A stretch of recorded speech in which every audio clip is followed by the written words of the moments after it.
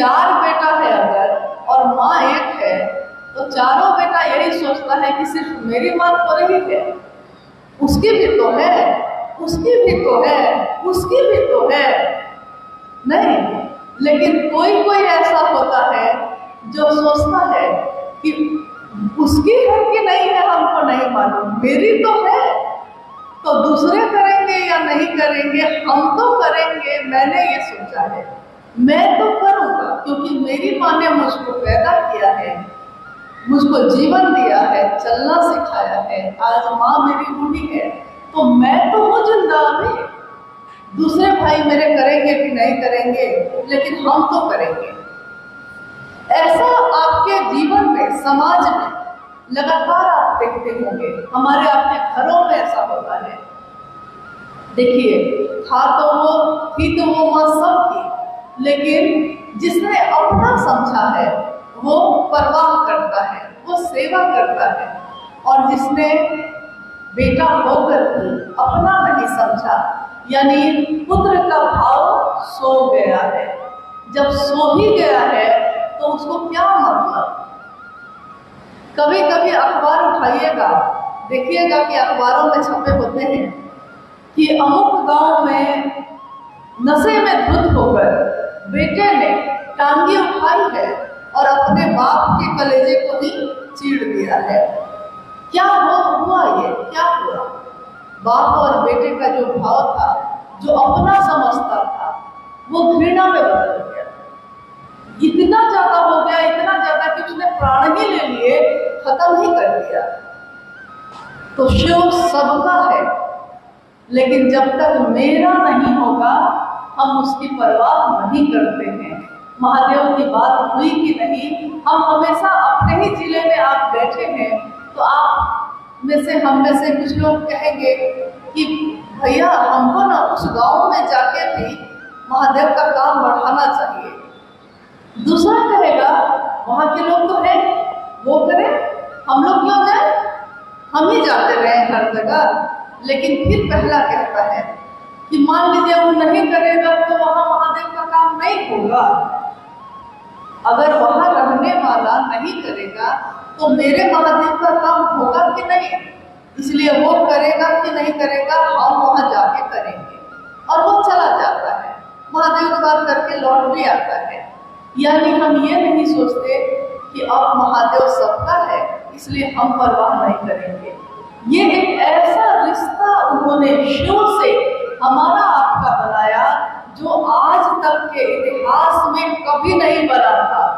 किसी मानव का साक्षात शिव से ऐसा रिश्ता आज तक नहीं बना था कि वो मेरा है। ये भाव ही नहीं था, ये बात मन में उठी ही नहीं थी कभी कि वो मेरा है। हमेशा लगता था कि महादेव तो बहुत दूर है, महादेव तो कैलाश में बैठने वाले हैं, महादेव में हम पूजा करने जाएंगे तो हमको आता भी है कि नहीं।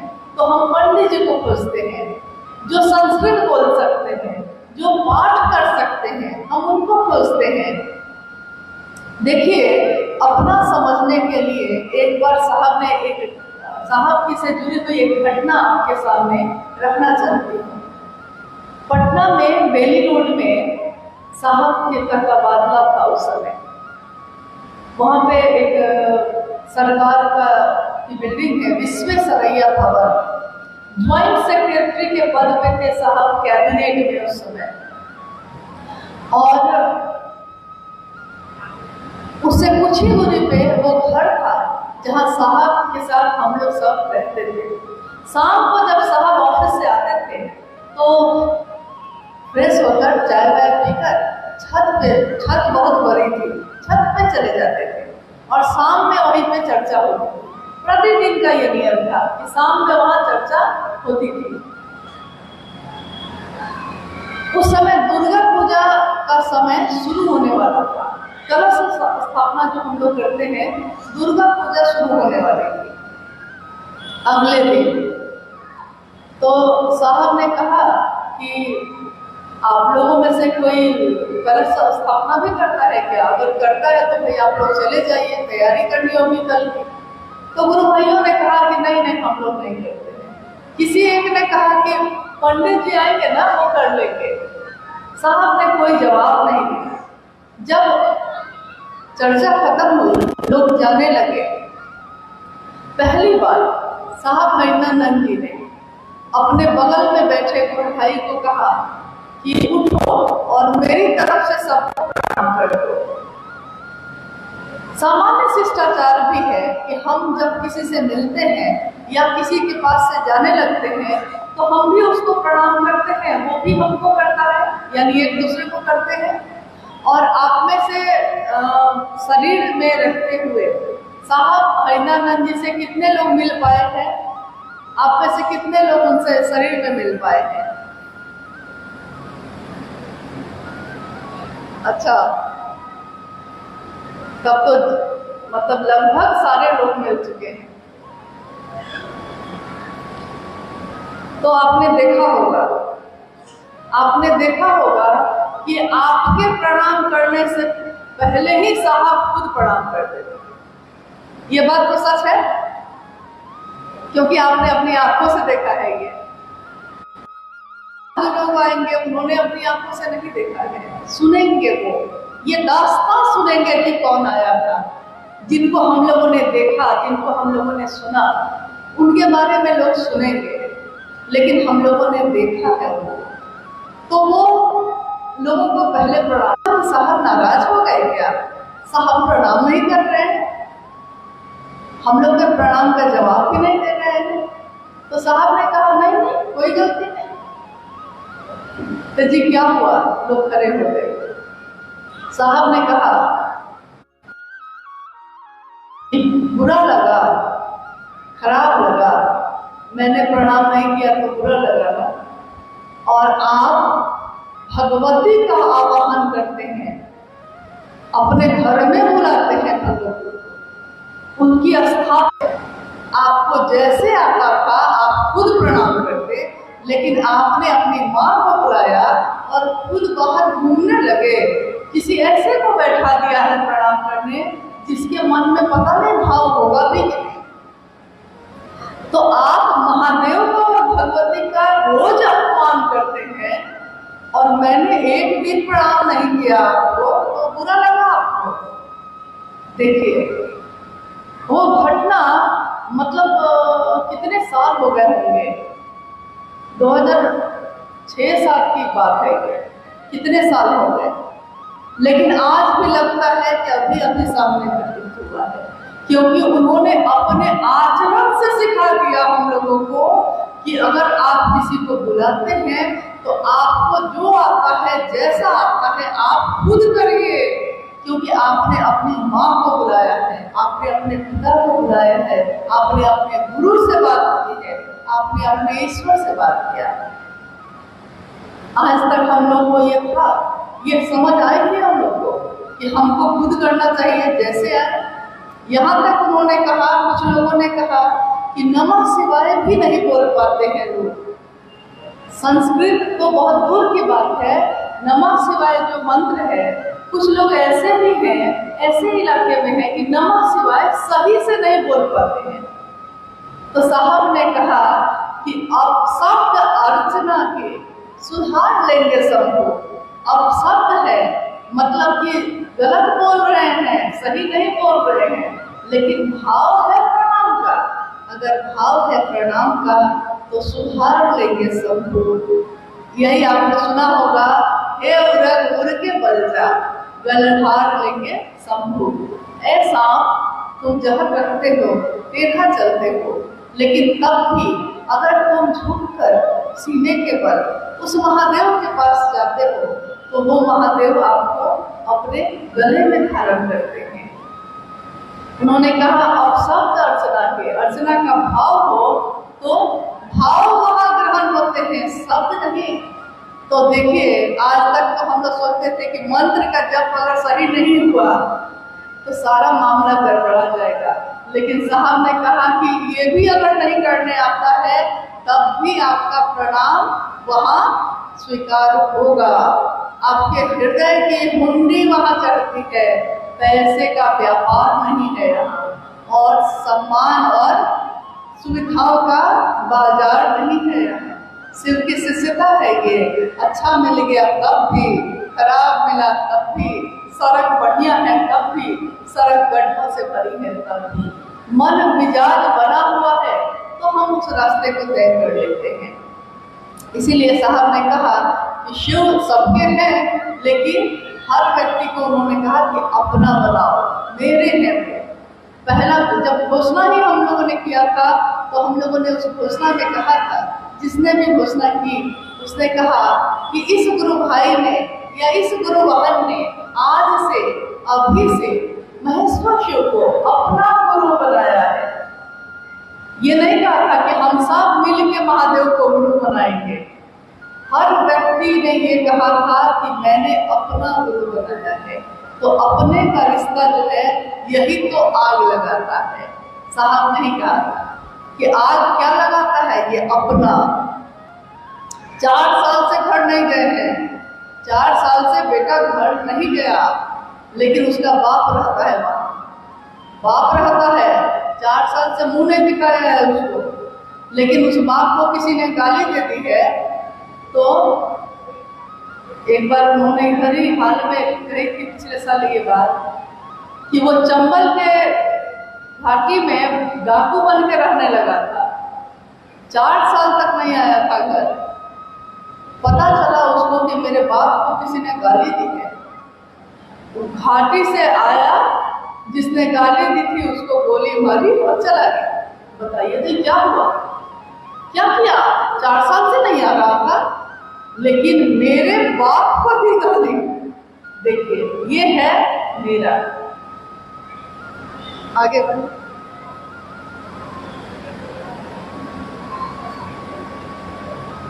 कहने की ऐसा है, साहब श्री के द्वारा लिखी गई पुस्तक जो आध्यात्मिक जगत का महाग्रंथ है, आओ चले शिव की ओर। कह रहे हैं गुरु भाई गुरु हम सामूहिक से जैसा है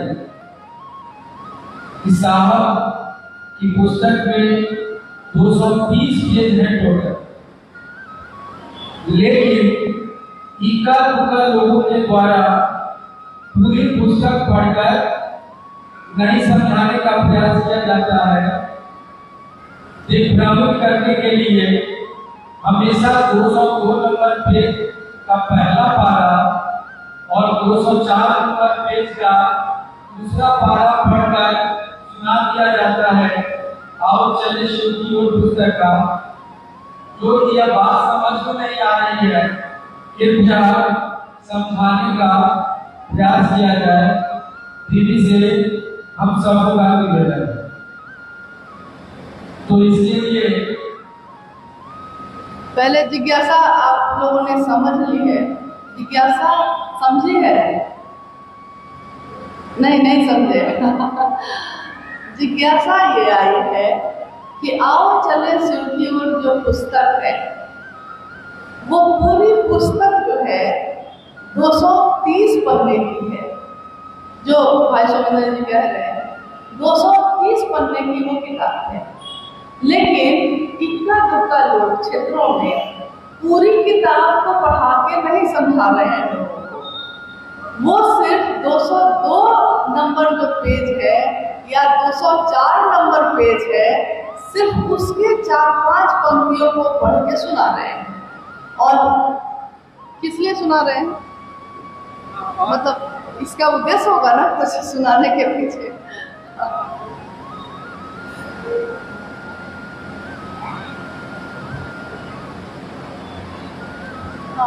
हाँ बोलिए। तो संयोग से प्रश्न आने के बाद पुस्तक की व्यवस्था की गई है। मैं साहब श्री की पंक्तियों को पढ़ रहा हूँ, जो उनके हृदय की आवाज है, ये सीधे पुस्तक नहीं है। और अनुरोध है आपसे कि आप हम सबों को उनके इस भाव। अच्छा, हम आपको हाँ थोड़ा सा रोक रहे हैं। मैंने पूछा है कि अगर वो 202 या 204 पेज के कुछ पंक्तियों को अगर पढ़ के सुना रहे हैं तो सुनाकर समझा क्या रहे हैं ये तो यही लोग बताएंगे। सुना के समझा क्या रहे हैं तभी तो उत्तर दिया जा सकता है। इसमें उन्होंने लिखा है कि वह बात समझ में ठीक से नहीं आ रही है, लग रहा है कि समझाने वाला व्यक्ति कहानी की मिलावट कर रहा है और सही से नहीं समझा रहा है। तो मैं उन पंक्तियों को पढ़ता हूँ जो साहब ने लिखा है। पहला पारा 202 नंबर पे आओ चले शिव की। हमको नहीं है, हम तो अपना घर पर छोड़ के आए हैं, हमको नहीं है दिक्कत, लेकिन आपको समझने के लिए समय है ना। समय होने के बाद भी, सामने बैठने के बाद भी अगर आपका मन इन बातों पे नहीं आएगा तो हम लोग कितना भी समझा देंगे नहीं समझ पाइएगा। क्योंकि जब ये किताब लिखी गई थी साहब ने कहा था कि जो दिल से पढ़ेगा वो सब समझ जाएगा, लेकिन जो दिमाग से पढ़ेगा उसको कुछ समझ में नहीं आएगा। तो हाँ, ये भी ठीक कहा सोमेंद्र जी ने कि हम लोग क्यों नहीं उन पंक्तियों को पढ़ के जो साहब से हम लोगों ने समझा उसको आप लोगों तक पहुंचाने का ये प्रयास करें। और मेरा विश्वास है, मुझको याद है कि उसमें क्या लिखा है, अभी वो पढ़ के सुनाएंगे। उससे पहले एक बात आपको कहना चाहती हूँ कि जैसे आपने सुना होगा कि कोई एक ही शब्द लेकिन उसके दो अर्थ होते हैं। ऐसे बहुत सारे शब्द हैं ना, आप लोग को भी पता होगा, ऐसे बहुत सारे शब्द होते हैं। जैसे भोग मतलब हाँ, सुबह हम लोग के चाचा जी यही रहते हैं, उन्होंने कहा कि ईश्वर को जब भोग हम लोग लगाते हैं तो हम कहते हैं ईश्वर को भोग लगाना है। लेकिन जब आदमी के बारे में बात कहते हैं कि वो भोगी आदमी है तो भोगी कहने के पीछे बहुत गिरावट वाली बात समझी जाती है। शब्द तो एक ही है, शब्द एक ही है, लेकिन उसके अर्थ अलग अलग हैं। बोलने वाला किस तरह से बोलता है इस पे उसका मतलब निकल जाता है उस पे। तो ठीक है, चलिए हम लोग सबको एक थोड़ा सा पढ़ ही लेते हैं आज। क्या बहुत दिन से ही मामला चल रहा है, तो आइए आज हम सब अपने मन को साहब के उस वाणी पे ले जाते हैं जो उन्होंने पूरी पुस्तक में लिखा है। लेकिन क्योंकि मामला बार बार उसी पन्ने पे आके अटक रहा है तो पहले उसी मामले को ठीक कर दिया जाए और आप मन से समझने की कोशिश करिएगा। हाँ, उस पंक्ति को सुनाइए। साहब लिखते हैं कि जगत गुरु शिव की दया से शिष्यों में जो प्रभाव दिखता है वह जगत को समाहित करता है। मैंने पाया कि ऐसे शिव शिष्य या शिष्याएं एक क्षेत्र विशेष में अपना सिक्का जमाते हैं जिसमें बाहरी शिव शिष्यों का प्रवेश उन्हें अनुचित प्रतीत होता है। अच्छा, शिव भाव से किया हुआ कोई भी काम हम लोग जब करते हैं उसमें पूरा जगत समाहित होता है, मतलब कि पूरा जगत उसमें समेटा जा सकता है हर उस काम को। और उसकी अगली पंक्ति है कि किसी एक शिव शिष्य द्वारा मैंने पाया कि आपको पुस्तक ही देना पड़ेगा। जगत गुरु शिव की दया से शिष्यों में जो प्रभाव दिखता है वह जगत को समाहित करता है।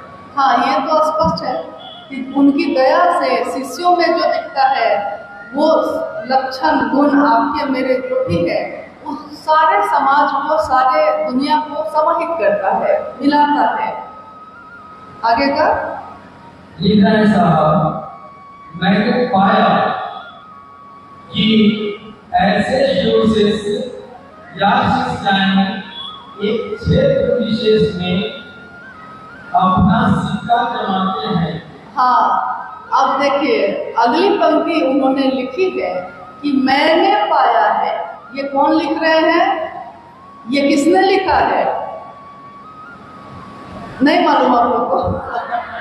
हाँ, ये साहब हैदराबाद जी ने लिखा है कि मैंने पाया है कि कोई शिव शिष्य या शिष्या कोई इक्का दुक्का कोई किसी क्षेत्र विशेष में अपना सिक्का चलाना चाहते हैं। मतलब एक समय में पहले राजा महाराजा जब हुआ करते थे तो जिस राजा का राज्य होता था कि ये राज्य मेरा है, उस राज्य में उसके द्वारा सिक्का निकाला जाता था। यही सिक्का चलेगा क्योंकि उसमें उस राजा की तस्वीर बनी होती थी। तो साहब लिखते हैं कि कुछ इक्का दुक्का शिष्य या शिष्याएं ऐसी हैं जो इक्का दुक्का ज्यादातर लोग बहुत अच्छे मन से करते हैं, लेकिन वहाँ पे एक न एक दो न दो ऐसे लोग होंगे जो पूरे ये में एरिया में मेरा सिक्का चले, मुझको लोग जाने, साहब की तरफ से मैं ही नियुक्त हो गया हूँ, ऐसी बातें कह के लोगों को बड़ा प्रभावित करते हैं। सीधे सरल लोग होते हैं, महादेव का नाम होता है तो वो सोचते हैं कि चलो यही भैया आगे रहे, चलो यही दीदी आगे रहे, हमको क्या महादेव का काम कर लेना है। लेकिन साहब ने पाया, उन्होंने खुद ये पाया है कि ऐसा होता है।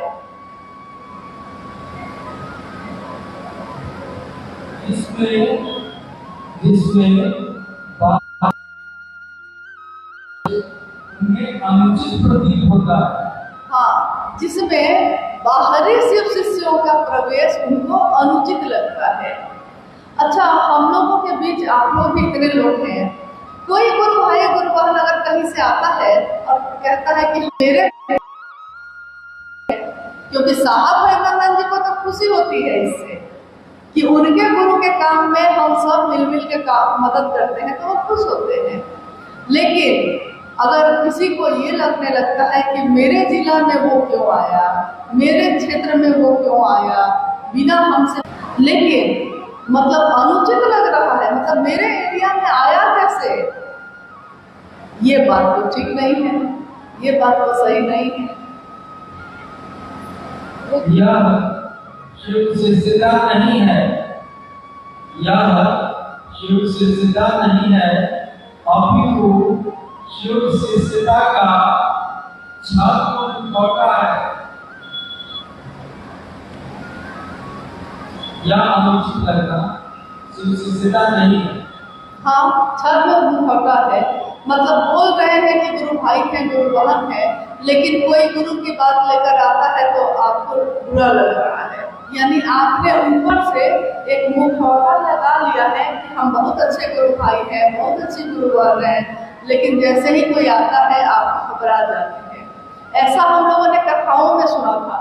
पहले बचपन में बहुत सारी कहानियां सुनते थे हम लोग, तो नानी हुआ ये लोग जो कहानी सुनाती थी उसमें वो सुनाती थी कि जैसे ही कोई साधु तपस्या में बैठता था तो इंद्र भगवान जो स्वर्ग के राजा हैं उनकी गद्दी हिलने लगती थी।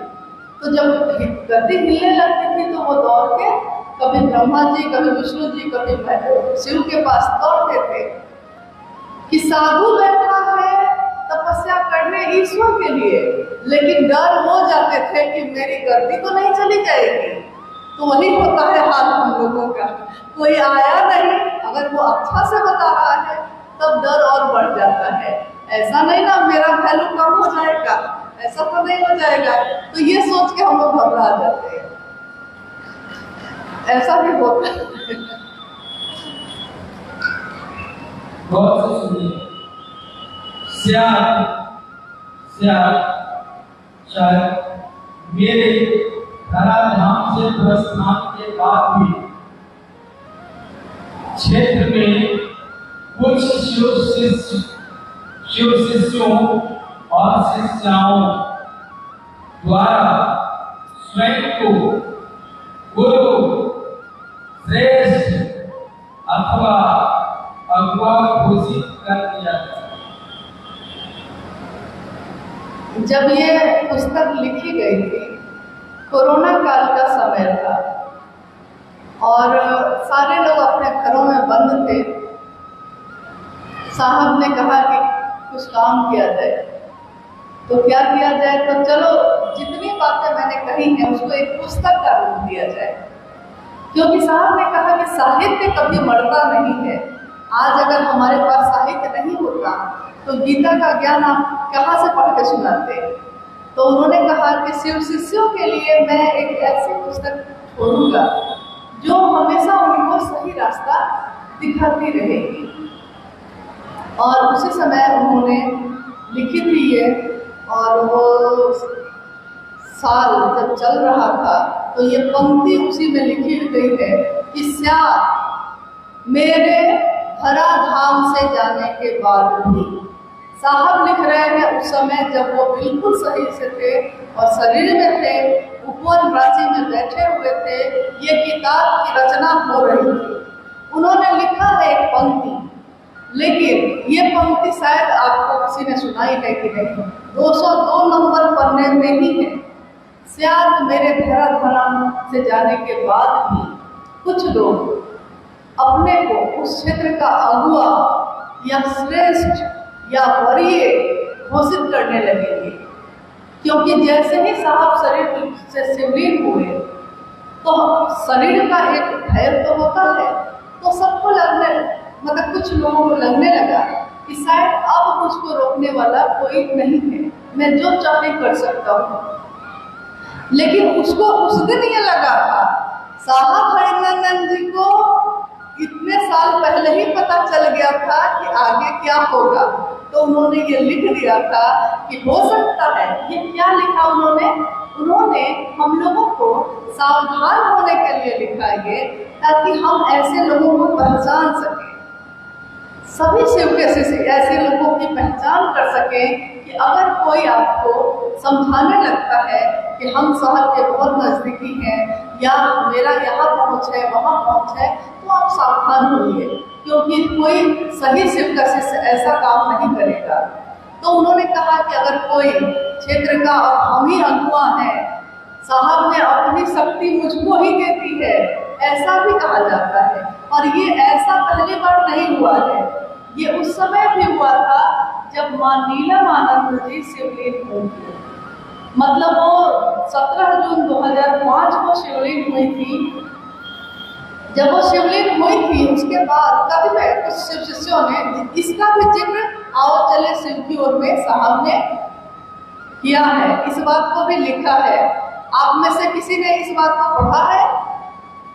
माँ नीलमानंद जी के देहावसान के बाद क्या हुआ, साहब ने इसमें लिखा है आओ चले शिव की ओर में। आपने पढ़ा है इसको? नहीं। मतलब उस पन्ना से इधर से उधर हो ही नहीं रहे हैं, तो पढ़िए ना फिर से। तो उसमें उन्होंने लिखा है कि उसके बाद भी कतिपय यानी किसी ने ये कहा था कि माँ नीलमानंद जी ने अपनी आध्यात्मिक शक्ति ऊर्जा मुझ में दे दी है, क्योंकि हॉस्पिटल में मैं उनके साथ था। किसी ने कहा कि उनकी सेवा में मैं उनके साथ था, उसी समय दे दिया था मुझको। किसी ने कहा कि मुझको ही कह के गई है कि तुम्ही को अब संभालना होगा सब कुछ। हम लोग हैरान हो गए कि ये कब हुआ, हम लोग भी वही थे, ये हुआ कब? वैसा ही हो गया। साहब ने इस किताब में उस समय का जिक्र किया है और उन्होंने लिखा है कि आने वाले समय में भी इसकी आशंका है कि जब मैं शरीर में नहीं रहूँगा, शायद मेरे धराधाम से जाने के बाद ऐसा होगा कि कुछ ऐसे लोग आएंगे जो आपके बीच ऐसी बात भी करेंगे। सम्मान, सुविधा और लोग की भीड़ ये किसको खराब लगती है? तो ऐसे लोग आ सकते हैं। उन्होंने सावधान होने के लिए कहा है कि ऐसे लोगों को आप पहचान सकते हैं, खुद ही पहचान लीजिएगा। जल्दी करो। गुरु शिष्य परंपरा में गुरु के देहावसान के पूर्व गुरु द्वारा उत्तराधिकार सौंपने की प्रवृत्ति नहीं है। किताब दीजिए, पढ़ के हम बोल देते हैं, जल्दी होता है, समय लग रहा है। हम लोग थोड़ा इसको जल्दी करते हैं क्योंकि समय कम है और बातें बहुत ज़्यादा हैं। 202 में जिस बारे में ये जिज्ञासा आई है कि साहब ने देखिए इसमें क्या लिखा है। हम में से बहुत लोग पढ़े लिखे नहीं हैं, या अगर पढ़े लिखे भी हैं तो ये हिंदी की अच्छी भाषा में लिखी हुई किताब है, तो बहुत बार शब्द के अर्थ तो हम समझ जाते हैं लेकिन उसका भाव नहीं समझ पाते। मतलब ये क्या क्या के लिए लिखा गया है, क्यों लिखा गया है। तो कुछ जगहों से ये खबर आई थी और यहाँ भी जब हम लोग आए हैं कल से, तो बार बार ये बात सुनने को मिली है कि ये पंक्ति बार बार पढ़ के सुनाई जाती है। तो मैंने कहा कि चलिए एक बार हम लोग भी साहब के नज़र से इस पंक्ति को आज पढ़ लेते हैं, क्योंकि साहब ने उस दिन कहा था कि जो दिल से पढ़ेगा वो समझ जाएगा कि मैं क्या कहता हूँ, क्या कह रहा हूँ।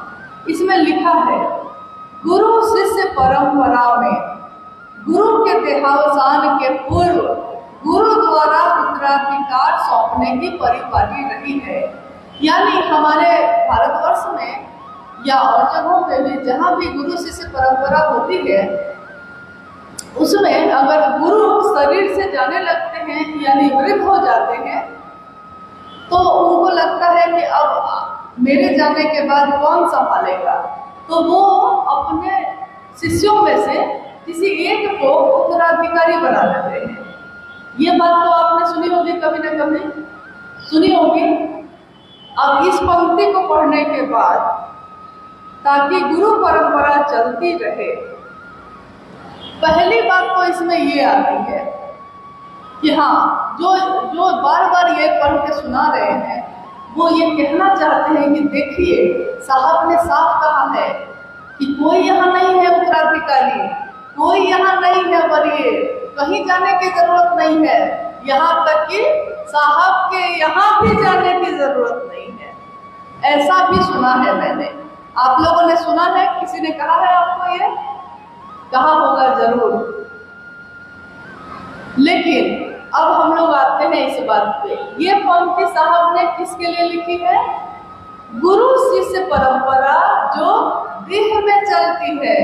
शरीर में अगर कोई गुरु है तो वो गुरु जाएंगे तो किसी शिष्य को उत्तराधिकारी बनाएंगे, लेकिन हमारे गुरु कौन है? हमारे गुरु कौन है? शिव। शिव शरीर में है, शिव शरीर में है, कभी रहे क्या, आए क्या? कण कण में है, लेकिन शरीर में गुरु बन के तो आए नहीं हो। और शिव के मौत की खबर आई है, शिव बूढ़े हो गए हैं, अभी तक तो पता नहीं चला है। तो ना तो हम लोग के गुरु कहीं गए हैं और ना जाने का कोई सवाल है। तो जब गुरु जाएंगे ही नहीं तो उत्तराधिकारी होगा कौन यहाँ? कोई नहीं। कौन है? कोई है उत्तराधिकारी?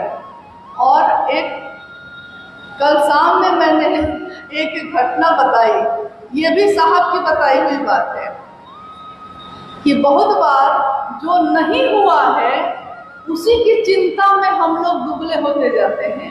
जो हुआ भी नहीं है, जो होने भी नहीं जा रहा है, लेकिन हम लोग चिंतित हो जाते हैं पहले कि अरे बाप रे, ऐसा तो नहीं कि साहब शरीर में नहीं है तो कोई बन जाएगा अगुआ, कोई बन जाएगा श्रेष्ठ, कोई बन जाएगा उत्तराधिकारी। जी नहीं, ऐसा कभी नहीं होगा। और ना तो साहब हरिनानंद जी ने शिव के शिष्यों को ये ज्ञान दिया है, कभी उन्होंने कभी नहीं कहा। उन्होंने तो खुद से भी नहीं जोड़ा था कभी, उन्होंने सीधे शिव से जोड़ा था, क्योंकि वो जानते थे कि आगे चल के ये मामला भी हो सकता है। तो उन्होंने ये मामला ही बंद कर दिया, ये रास्ता ही बंद कर दिया कि मामला ही नहीं है, ना तो गुरु का शरीर जाएगा, ना तो कोई दूसरा उत्तराधिकारी होगा। तो यहाँ क्या है, आगे की पंक्ति क्या कहती है? आगे की पंक्ति कहती है कि शिष्य को गुरु जैसा आचरण करने का कोई अधिकार नहीं होता, यह सर्वदा एवं सर्वथा मान्य होगा। यह सर्वदा, साहब लिखते हैं, हम सभी से शिष्यों के लिए लिखा है उन्होंने कि ये सर्वदा यानी हमेशा कभी भी बदलेगा नहीं ये, यह सर्वदा सर्वथा मान्य होगा कि अगुआ यानी आगे कौन है, सबसे आगे कौन चल रहा है, वो श्रेष्ठ एवं मार्गदर्शक यानी रास्ता दिखाने वाले मार्गदर्शक शिव गुरु ही रहेंगे। अरे भाई साहब ने साफ लिखा है ये, तो आप क्यों घबरा रहे हैं भाई? तो मैंने एक घटना सुनी थी, ये भी घटना मुझको साहब ने ही सुनाई थी। उन्होंने कहा कि एक बार एक धोबी अपने गधा को लेकर नदी के किनारे खड़ा था। पानी के जहाज से, बहुत बड़ा मतलब जहाज था, जैसे बड़ी बड़ी नदियों में तो बड़े जहाज चलते हैं ना, तो वो धोबी जो है अपने गधा को लेके खड़ा है।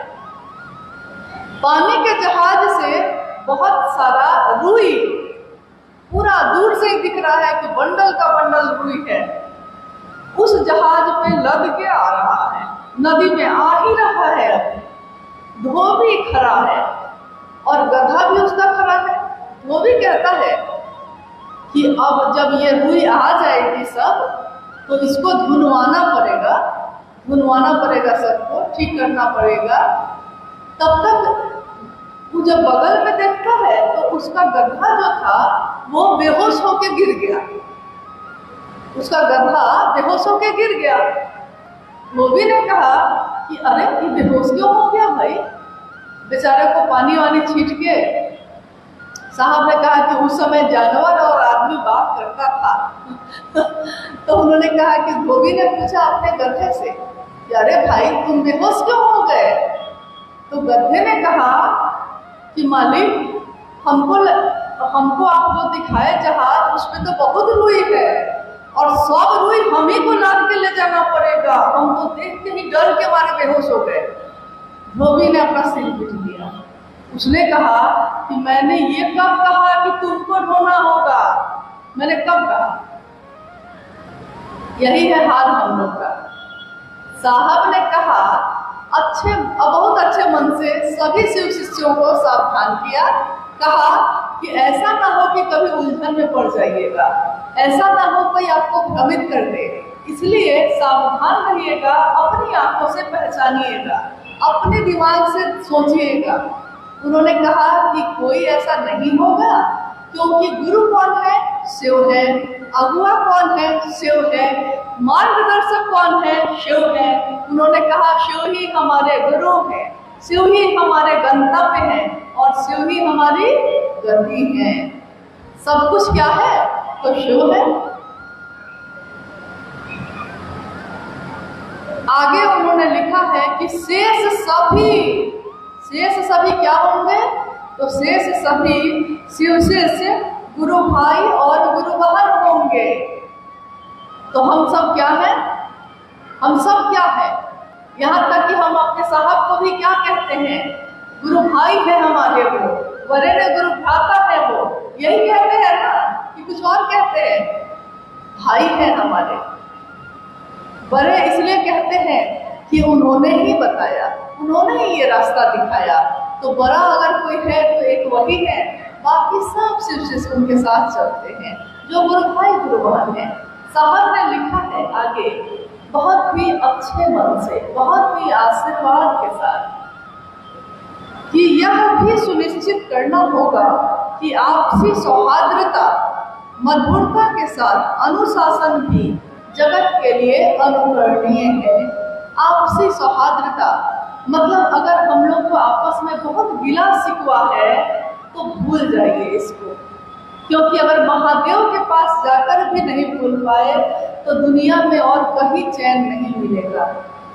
गिले शिकवे एक तरफ, अरे होली जैसे पर्व में हम लोग कहते हैं कि होली के दिन क्या होता है कि दिल मिल जाते हैं, दिल मिल जाते हैं। गिले शिकवे भूल के दोस्तों दुश्मन भी गले मिल जाते हैं। होली में ऐसा हो सकता है तो शिव शिष्यता में ऐसा क्यों नहीं हो सकता है कि गिले शिकवे भूल कर क्यों नहीं हम लोग गले मिल सकते हैं?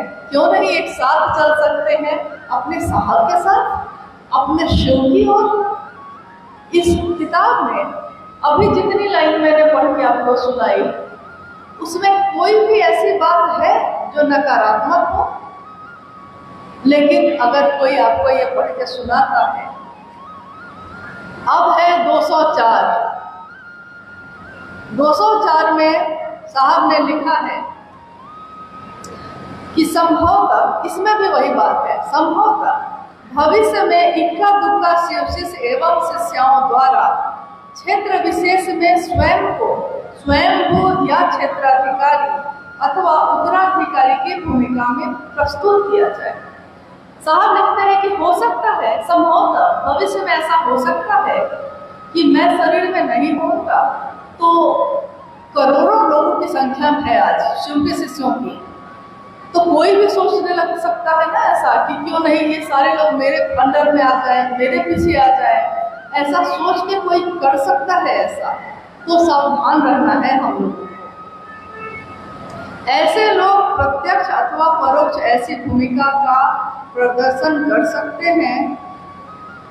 प्रथमतः यह स्मरण रखना है कि आध्यात्मिक ऊर्जा का जागतिक लालसाओं की पूर्ति के निमित्त प्रयोग सर्वथा निषिद्ध है। आध्यात्मिक ऊर्जा का जागतिक लालसा के लिए प्रयोग सर्वथा निषिद्ध है। यानी जब हम अध्यात्म के रास्ते पे बढ़ते हैं तो शिव की ऊर्जा कम मात्रा में ही सही, छोटे छोटे अंशों में ही सही, लेकिन हम में आप में उतरती है। आपने देखा होगा कि आपका मन पहले से अच्छा हो गया है, आपका मन पहले जो था वो अब शांत हो गया है। पहले जिसका चेहरा देख नहीं पाते थे, अब उसके साथ बैठ के खा भी लेते हैं। गुस्सा भी है लेकिन खा भी लेते हैं। इतना तक तो बदल गया है नहीं, यानी बदला है। तो साहब लिखते हैं कि आध्यात्मिक ऊर्जा आती है, यानी कुछ आध्यात्मिक शक्तियाँ आती हैं, उतरती है शरीर में, लेकिन उसका अपने सुविधा के लिए, जागतिक लालसाओं के लिए, यानी कि हम आ रहे थे मेरे लिए ये प्रबंध हो, या मेरे घर में इतना लोगों का ये खाना बनता है तो आप ही पहुंचा दीजिए। ऐसी बहुत सारी सुविधाएं और बहुत सारी लालसाएं शिव की शिष्यता में निषिद्ध है। साहब लिखते हैं निषिद्ध है, यानी हम और आप इसका डिमांड नहीं कर सकते हैं। साहब ने कहा कि आप कहीं गए हैं, गुरु भाई गुरु बहन है आपके लिए चाय पानी रख दिया है तो पी लीजिए, लेकिन कह नहीं सकते हैं आप कि हम आ रहे हैं तो मेरे लिए ये चीज करके रखिएगा, मेरे लिए खाना बना के रखिएगा। आप कह नहीं सकते हैं, लेकिन डिमांड मतलब मांग नहीं कर सकते हैं, लेकिन किसी ने रख दिया है तो आप खा सकते हैं। देखिए मूल इसमें यही है कि जो शिव शिष्यता से ऐसे मार्ग पर भटक रहे हो उन्हें समझाने की आवश्यकता पड़ेगी, और नहीं तो उन्हें शिव गुरु के आश्रय हेतु छोड़ देना होगा। शिव शिष्यता के शिव ही मार्गदर्शक एवं गुरु है। यानी अगर कोई समझता है तो आप समझाइए उसको कि भाई अभी भी समय है, ये सब कर्म छोड़ो ये सब मामला। साहब जो समझाना चाहते हैं, अगर तुमको मन है तो वही चीज़ समझाओ, और नहीं तो ऐसा मत करो कि 4 लाइन। अभी कुछ लोगों को हम लोग देख रहे हैं कि साहब की चर्चाओं में भी तोड़ मरोड़ कर रहे हैं। साहब की चर्चा का वीडियो जो YouTube पे डाला जाता है, उसमें भी वो क्या करते हैं कि 4 लाइन में अगर साहब गुस्सा के कोई बात कह रहे हैं तो वो 4 लाइन निकाल लिया है और उतना ही डाल रहा है। मेरा आश्चर्य ये होता है कि अरे डालना था तो पूरी चर्चा डालते ना, सुन लेते हम लोग साहब ने पूरी बात क्या कही है। नहीं, लेकिन आधी अधूरी बात यानी कि उसके अर्थ बदल जाते हैं। ये आप क्यों कर रहे हैं, और आपको ऐसा करके क्या मिलेगा? क्या ऐसा करके साहब वृंदानंद जी खुश हो जाएंगे या शिव आपके प्रसन्न हो जाएंगे? अगर ऐसा होता है तब तो जरूर करिए, एकदम करना ही चाहिए ऐसा। लेकिन अगर ऐसा नहीं होता है तो जो कम से कम शिव भाव में है उन लोगों को तो चलने दीजिए। क्योंकि साहब ने तो ये भी बार बार कहा है कि अगर आपके मनसा से, आपके वचन से, आपके कर्म से कोई शिव की तरफ चलने से रुक जाता है या ठहर जाता है तो ये एक ऐसा आध्यात्मिक अपराध है जिसकी सजा इतनी ज्यादा है कि शिव भी उसको क्षमा नहीं करते हैं, महादेव भी क्षमा नहीं करेंगे, क्योंकि रोक दिया महादेव की तरफ चलने से। और मेरा एक असर ये भी है कि एकाध लोगों ने कहा है, सबने नहीं, लेकिन कहा है कि लोग कहते हैं कि हम लोगों को साहब के यहाँ नहीं जाना चाहिए। तो मैंने जिसने ये कहा, मैंने बताया उसका रंग नहीं देखना चाहिए। तो दोष उसका नहीं है जो हमको आपको ये कहता है, दोष हमारा है, क्योंकि हम पे दूसरे का रंग कैसे चढ़ रहा है, ये तो नहीं होना चाहिए था। दूसरे का रंग हम पे चढ़ा कैसे?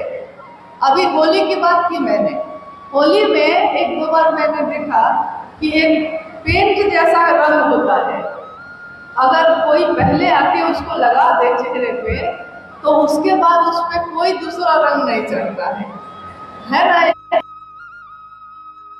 पूरा चेहरा चमकने लगता है भूत की तरह एकदम, और उस पे लाख अंत में क्या होता है कि दूसरे जो है रंग लगाना भी थक जाते हैं, कहते हैं कि तुम्हारे चेहरे पे तो ऐसा रंग चढ़ा है कि हम लोग का रंग बर्बाद हो जाता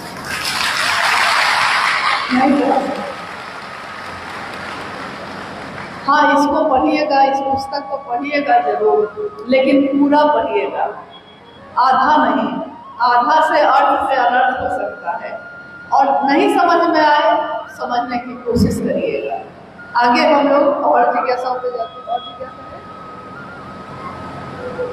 इसी पावन पुस्तक से एक गुरु भाई की जिज्ञासा है, पेज नंबर 210 है। पेज नंबर 210 में साहब लिखते हैं कि व्यक्ति के ध्येय की प्रत्यक्षता पर शिव अनुगामी चिन्मय भाव का संधान किया गया। शब्दों का अर्थ समझ में नहीं आ रहा। इसी क्योंकि आज पुस्तक पे ही बात हो गई और अच्छा ही है। साहब की बोली बात, साहब की लिखी बात, साहब की सोची हुई बात हम सभी शिव शिष्यों के जीवन का आधार है, क्योंकि अगर हम उस मुख्य राह पे चलते हैं तो हम सब उनके साथ चल रहे हैं, लेकिन अगर राह भटक गए तो जंगल में कहाँ भटकेंगे कुछ पता नहीं है। 210 नंबर पेज कहा आपने। हाँ, इसी में आओ चले शिव की ओर में। साहब ने लिखा है कि शिव के शिष्यों का उद्देश्य क्या होना चाहिए।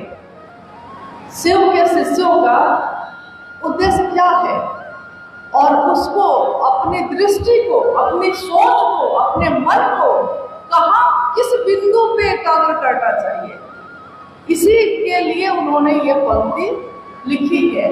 ये पंक्ति कहती है कि व्यक्ति के ध्येय की प्रत्यंचा पर, पढ़िएगा तो समझ में ही नहीं आ रहा है कि क्या लिखा हुआ है। क्या समझ में आया?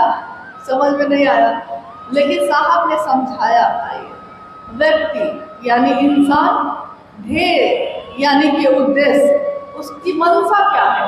साहब ने कितनी बार कहा होगा क्या कि आपकी मनसा क्या है, आपकी नियत क्या है, आप चाहते क्या है, सो ना बोलिए। साहब ऐसे ही पूछते थे कि अरे आप चाहते क्या है, सो ना बोलिए। तो सामने वाला कहता था जी हम चाहते हैं कि आप मेरे यहाँ भोजन कर लीजिए।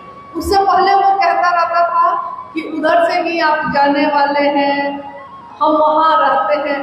तो साहब पूछते थे कि अरे तुम चाहते क्या हो, तब वो सीधे मुद्दा पे आ जाता था कि हम चाहते हैं कि आप वहाँ रुक के मेरे यहाँ भोजन कर लीजिए। तो साहब ने कहा सीधे सीधे यही बात न कह देते, यानी मुख्य बिंदु क्या है आपकी चाहत का। शिव को हम लोगों ने गुरु बनाया है, हम शिष्य बने हैं। शिव के शिष्यों का मुख्य उद्देश्य क्या है?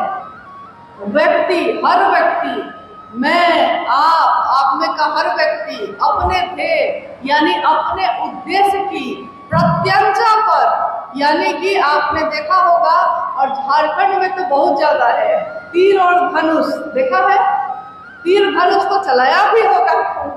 तो तीर और धनुष जो होता है, तो वो जो धनुष, वो क्या कहते हैं उसको, जिस पर तीर को लगाया जाता है, धनुष ना, धनुष, धनुष।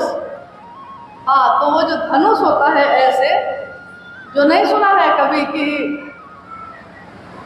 राम और रावण वाली कहानी जब पढ़ते हैं तो दशरथ के यहाँ शिव का धनुष था, तो राम ने उठाया और उस धनुष को तोड़ दिया, सुना है ना आपने?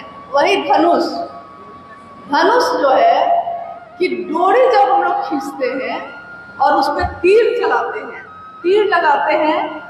और मैंने देखा है झारखंड में कुछ जगह पे बच्ची लोग जो है, बच्ची जो बहुत ही गरीब हालत में है, लेकिन तीरंदाजी इतना अचूक करती है कि एकदम जो पैर का बिंदु है सीधे तीर उसी पे जाके लगता है।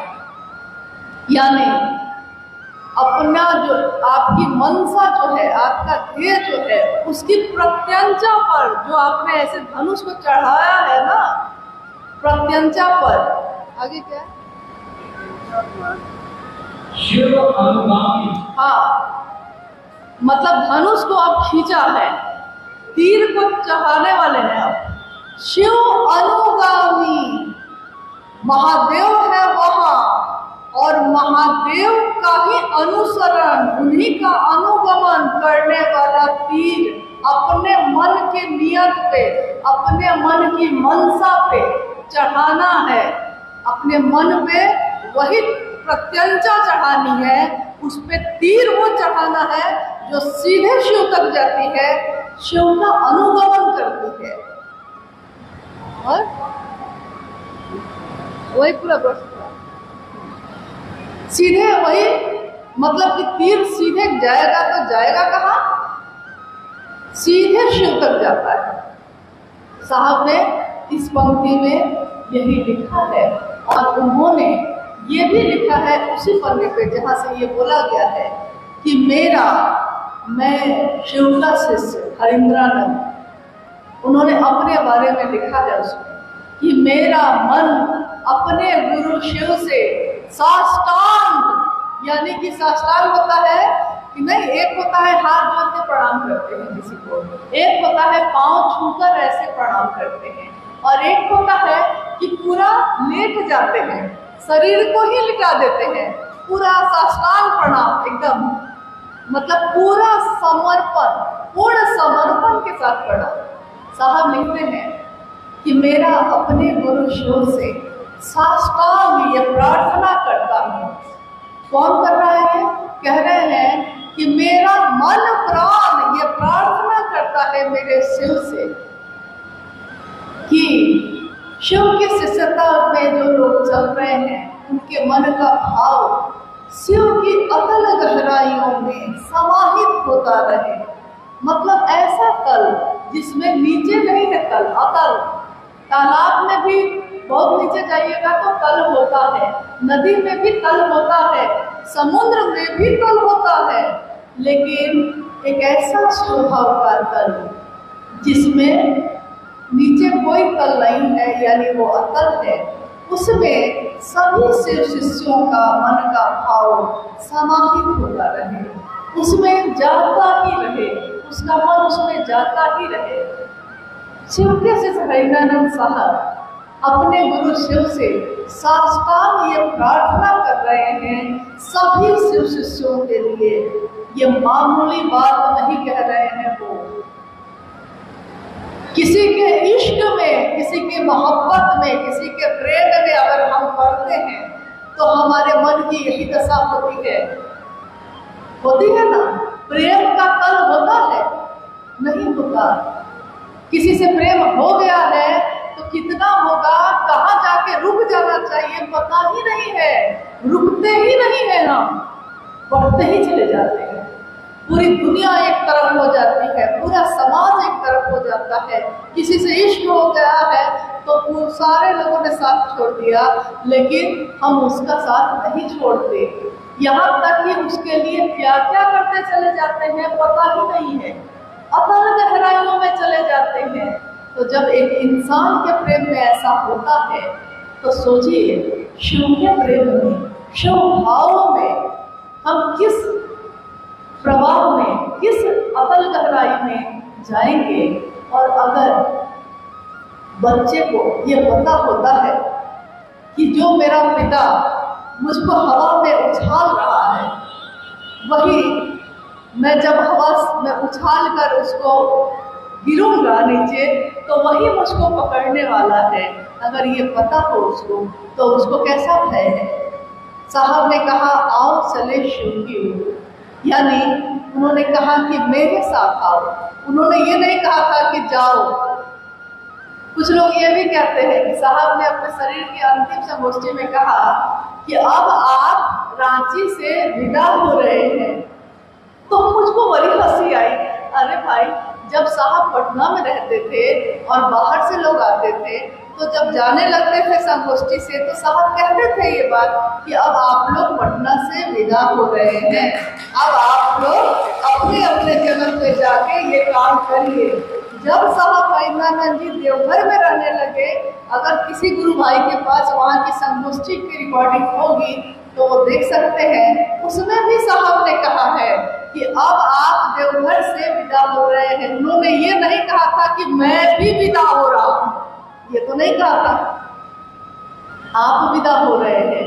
तो उन्होंने रांची में भी संगोष्ठी में ये कहा कि अब आप रांची से विदा हो रहे हैं, आप जाके क्षेत्रों में बैठक करिए। वो लगातार कुछ दिनों से ये बात कह रहे थे कि हम लोगों को हर जगह जाकर बैठक करनी चाहिए, लोगों से बात करनी चाहिए। अगर मन में भ्रम है, दरार है तो उसको दूर करना चाहिए, ताकि गुरु का काम सौहार्दता के साथ प्रेमपूर्ण वातावरण में हो सके। तो जिन्होंने ये कहा है कि आओ चलो मेरे साथ, जिन्होंने ये कहा है कि मैं शिव का शिष्य हरिंद्रानंद पद प्रक्षालन करूंगा, पैर धोऊंगा उन सभी का जो इस रास्ते के, इस पथ के पथिक है या जो पथिक होंगे, जो ये कह रहे हैं अगर वो चले जाएंगे तो ये कौन करेगा कि जो आने वाले समय में भी पथिक होंगे उनके भी पैरों की थकान वही उतारने वाले हैं। ये कौन कह रहा है? अपने गुरु शिव के लिए वो इतना झुके। पिछले बार 28 मई 2022 को नेपाल की राजधानी काठमांडू में साहब श्री के साथ हम सब गए थे। उस जगह पे एक संगोष्ठी रखी गई थी, मतलब लोगों को ये नहीं पता था कि साहब उसमें जा रहे हैं, या हम लोग के बारे में भी नहीं पता था। वहाँ के लोगों को ये बताया गया था, साहब ने ही कहा था कि बोलना कि अनु बाबू आ रहे हैं और मेरे बारे में नहीं बताना है क्योंकि भीड़ बहुत हो जाएगी, और जो लोग आ जाएंगे मिलने के लिए मैं उन लोगों से बात कर लूँगा। 28 मई 2022 काठमांडू के गुरु भाइयों ने एक हॉल में कुछ गुरु भाई गुरु बहनों को बुलाया था। साहब के साथ जब हम लोग वहाँ पहुँचे तो सारे लोग साहब को देखकर खुश हो गए एकदम। साहब ने कहा कि देखिए मेरा कोई कार्यक्रम नहीं था, इसलिए आज मैं चर्चा नहीं करूँगा, लेकिन अगर आप लोग कुछ पूछिएगा तो मैं उसका उत्तर दूंगा। तो गुरु भाई गुरु बहनों को माइक दिलवाया गया। एक गुरु भाई ने कहा कि साहब मुझको लगता है कि महादेव को गुरु बनाकर मैं फंस गया। उस गुरु भाई ने कहा कि साहब मुझको लगता है कि मैं महादेव को गुरु बना के मैं फंस गया, न छोड़ पा रहा हूँ न चल पा रहा हूँ। साहब ने कहा यार तुम क्या फंसा है जो मैं फंसा हूँ, मैं तो ऐसा फंसा हूँ कि मुझको किसी ने धक्का ही दे दिया है। हाँ, उसके बाद एक